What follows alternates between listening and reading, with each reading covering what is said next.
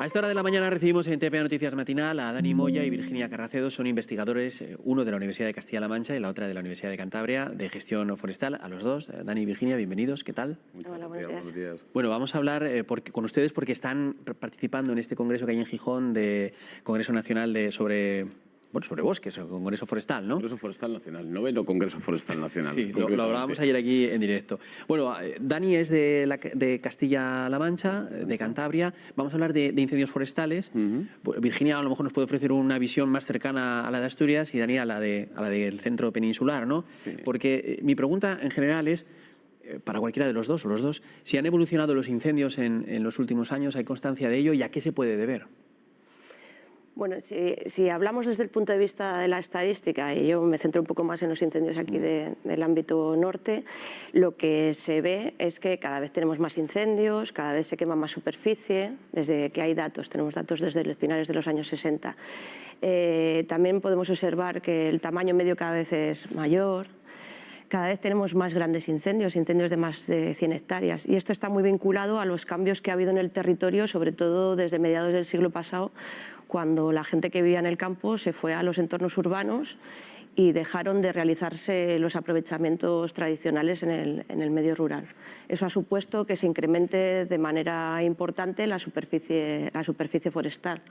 En Cantabria hay algunos estudios, y aquí en Asturias similares, que incluso duplican la superficie que había en los años 50, la superficie forestal, ¿no? Con lo cual, al final, pues esa mayor continuidad de la vegetación hace que esos incendios cada vez vayan a ser más grandes, más intensos, más rápidos, y que tengáis situaciones que puedan llegar a, pues bueno, a lo que pasó en el año 2023, ¿no? Con el incendio de Folledo. Señalas a la despoblación como uno de los factores clave, algo que me imagino que en la zona de Castilla-La Mancha también pasa. Igual, fijaos, en el centro Levante podemos decir, las tendencias son las mismas. Sí que es cierto que, aunque haya mayor número de incendios, los servicios de extinción cada vez son más efectivos. Tenemos nuevas tecnologías, muchísimo más material, y a la hora de lo que es combatir el incendio, yo creo que ahí estamos en niveles súper altos, ¿no? E incluso pues exportamos, digamos, a la Comunidad Europea, o incluso hacemos cursos a nivel internacional.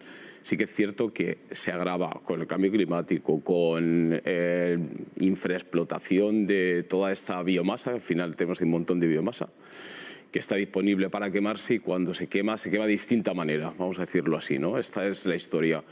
El régimen de incendios puede que esté cambiando, tenemos mucho más incendios que son apagados, pero toda esa biomasa que no está ardiendo, si no se gestiona directamente, al final en un momento dado va a arder de manera más explosiva, podemos decirlo así, con mayor severidad, mucha más superficie, generando un impacto mucho peor, con lo cual la cosa que deberíamos estar preparados, porque incendio va a haber.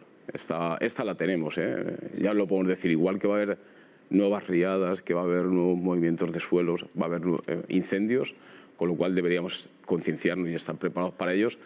Quizá lo que deberíamos ir es a evitar, a prevenir no que haya incendios, sino a que no sean con tanta superficie, con tanta severidad, o que incluso la población que vive en la zona que va a ser afectada esté preparada para ello. ¿Y cómo podemos prepararnos para esto? Ya dices, perdón, te tuteo, Sí, sí, por supuesto. Dices, a ti también. Sí. Dices, incendios va a haber. Lo que tenemos que hacer es prepararnos. ¿Cómo tenemos que prepararnos? Y la pregunta es doble, es decir, ¿cómo tenemos que prepararnos? ¿Y la preparación es la misma en Castilla-La Mancha que en el norte de España? Bueno, los incendios del norte en general y los de gran parte de España son un poco diferentes. Con el desarrollo de la extinción, sobre todo a partir de los años 90, en términos generales, que se ha desarrollado muchísimo, y que eso es lo que ha supuesto que en el resto de España el número de incendios y la superficie quemada se reduzca mucho, porque la respuesta es muy rápida y porque los operativos están muy preparados, eso no tiene la misma efectividad en el norte, en Asturias, en Cantabria, por ejemplo.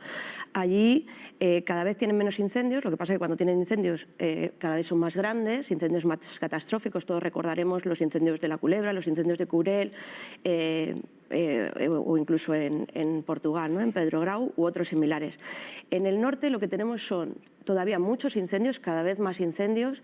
El problema que tenemos es la simultaneidad. Podemos tener decenas de incendios al día, incluso 100, 200 incendios en un día.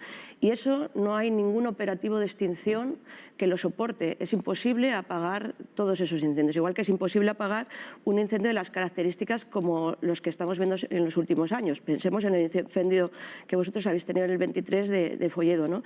No hay medios que lo puedan apagar y además nuestros medios no están tan preparados como los operativos del ámbito mediterráneo, porque hasta ahora los incendios que hemos tenido son incendios de baja intensidad, que además se apagaban y no se reproducían, ya se empiezan a ver reproducciones, los operativos cada vez tienen un mayor riesgo también para enfrentarse a esos incendios, ¿no? Lo que vamos a ver con los efectos del cambio climático, que ya empezamos a ver algunas coletillas, ¿no? Ese incremento de la temperatura, esa disminución de la humedad, lo que hace es que sea más fácil que se reproduzcan o incluso que se den incendios fuera de temporada. Nuestros incendios en el norte habitualmente son en el periodo de finales de invierno, principios de la primavera, pero ahora ya se empiezan a ver algunos incendios, por ejemplo, por tormentas eléctricas en la costa en verano, ¿no? Y eso seguramente cada vez sea más frecuente. Cada vez son más frecuentes los incendios hacia finales de la primavera, hacia la primavera, cosa que antes no era tan habitual. Y eso nos está poniendo en unas situaciones pues diferentes a las que hay hasta ahora y, por lo tanto, con un mayor riesgo.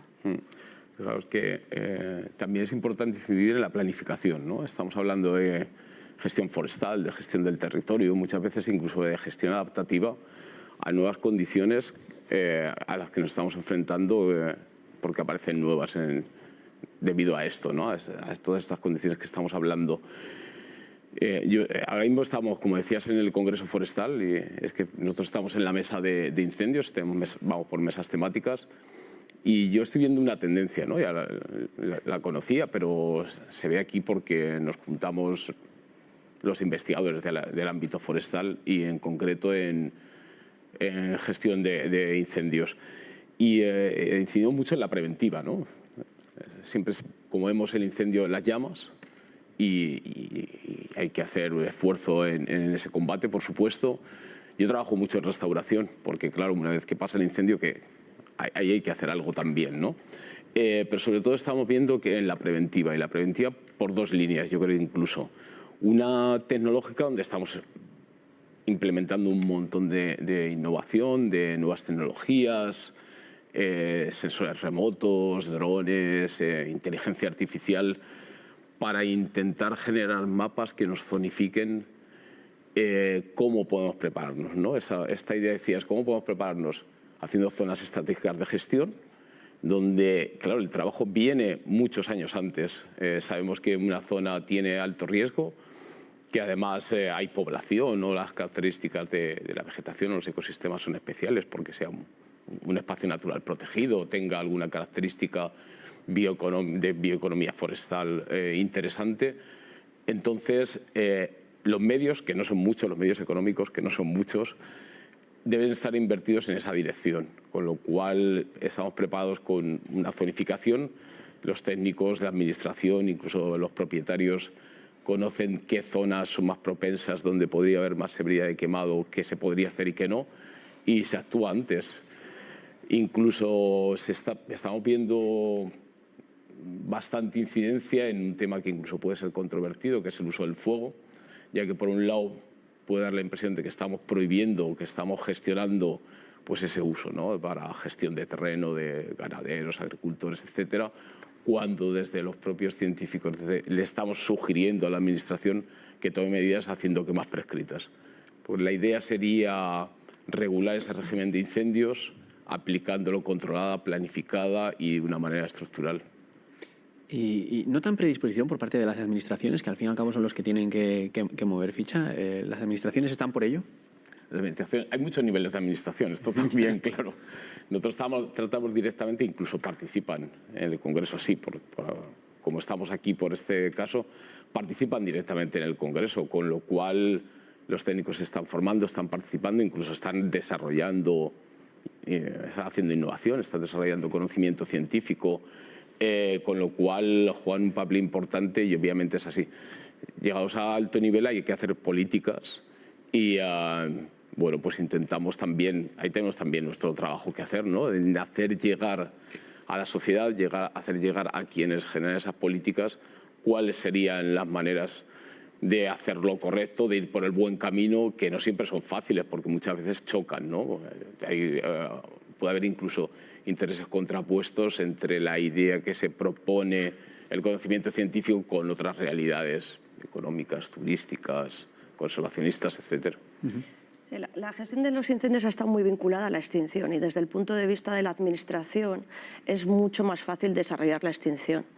Pero a nivel global se está viendo que la extinción tiene una capacidad que ya en muchos casos ha quedado completamente limitada. Hay que seguir trabajando en ella, lógicamente, porque estos incendios a los que nos estamos enfrentando ahora son incendios que hay que, de alguna manera, intentar mitigarlos, sobre todo cuando afectan cada vez en mayor medida a poblaciones, ¿no? A zonas de interfaz urbano, como en el ámbito mediterráneo, a zonas de interfaz rural, ese contacto de la superficie forestal con las poblaciones en el caso del norte, ¿no? Y esos son donde entran además ya los servicios de protección civil, o sea, ya no es una cuestión solamente del operativo forestal, sino también de protección civil para proteger a esa población.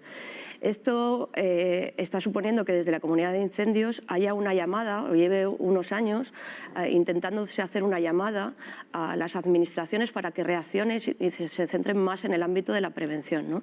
Y hay pues entidades como la Fundación Pau Costa, que sacó una declaración para la gestión de los grandes incendios, la Fundación Entre Tantos en la misma línea, Greenpeace ha hecho varios informes también vinculados a estos grandes incendios que hay que trabajarlos desde la prevención. Todo el mundo, yo creo que la comunidad de incendios coincide en que vamos a tener que convivir con el fuego, porque es muy difícil sacar al fuego de la ecuación ahora mismo con los paisajes que tenemos completamente cubiertos de una superficie forestal que tiene una gran continuidad y que en el momento que se prende la chispa se convierte rápidamente en un gran incendio, ¿no? Entonces, la prevención en la gestión clave, yo estoy de acuerdo con Dani, en los puntos estratégicos de gestión seguramente sea una de las cosas que más hay que trabajar para proteger a las poblaciones, para proteger patrimonio natural y cultural, para localizar puntos donde el operativo de incendios pueda operar.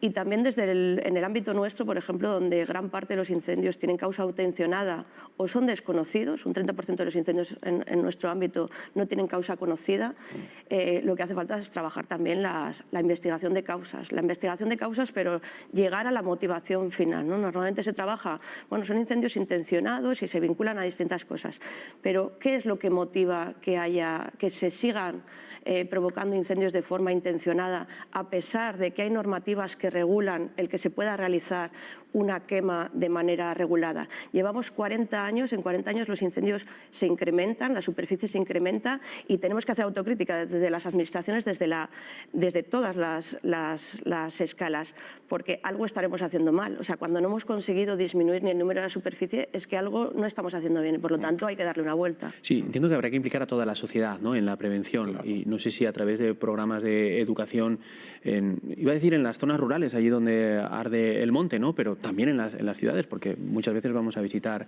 el monte. ¿Allí también se hace alguna labor? ¿Somos responsables los ciudadanos? Bueno, cada vez se está trabajando más en la parte social. Yo soy muy contraria de hay que educar a la población rural o hay que educar a la población urbana. Creo que todos tenemos nuestro papel. Nosotros, por ejemplo, como población urbana, podemos hacer muchas cosas por prevenir incendios. Podemos consumir local.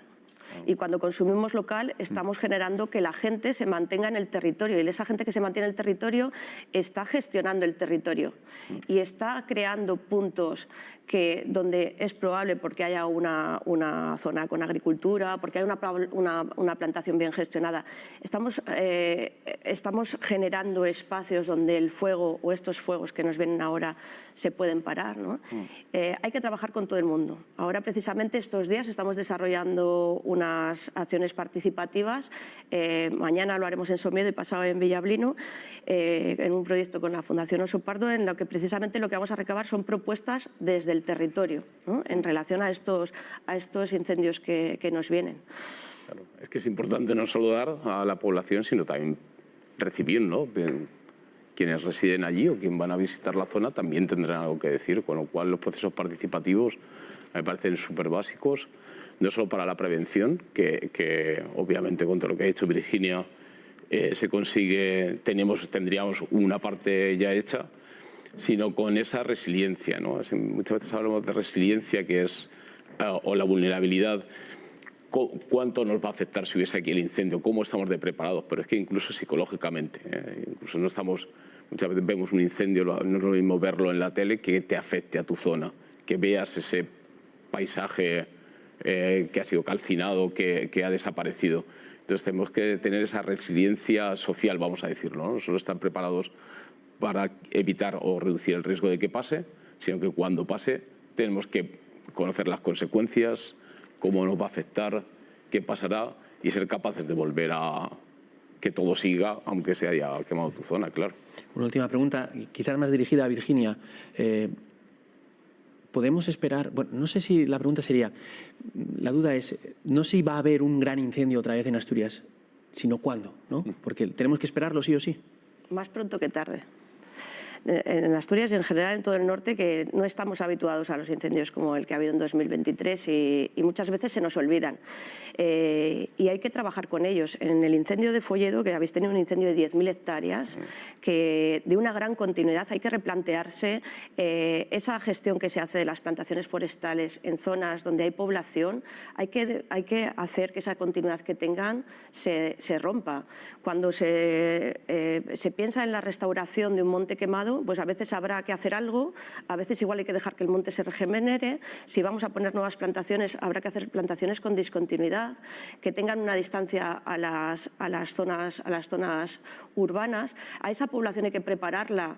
Y esto es clave, hay que prepararla para que sepa cómo actuar ante un incendio. Aquí se os ha quemado una casa a 500 metros del foco de incendio precisamente por el paveseo, ¿no? O sea, la población tiene que estar preparada, tiene que saber lo que tiene que hacer frente a un incendio, porque estas situaciones cada vez van a ser más frecuentes.